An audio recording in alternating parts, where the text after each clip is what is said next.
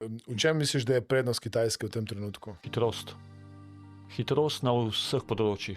Razvoja, potovanja, razmišljanja, razvoja novih stvari, razvoja prilagajanja na vsakodnevno novo svetovno situacijo.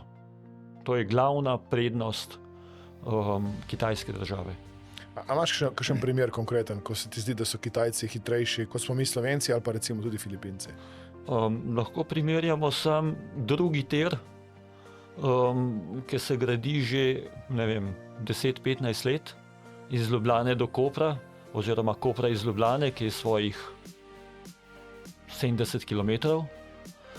Na Kitajskem se odpirajo približno 1000 km hitrih vlakov na leto. Pa verjetno sem rekel še majhno številko.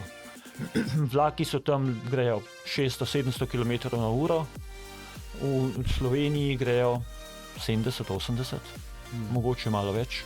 In smo spet tukaj nazaj na hitrosti, na času, na izgradnji in pa potem na samem potovanju oziroma izgube časa, da se prestaviš iz enega kraja v drug kraj, je ta čas veliko krajši na Kitajskem. Se pravi, vse gre hitreje.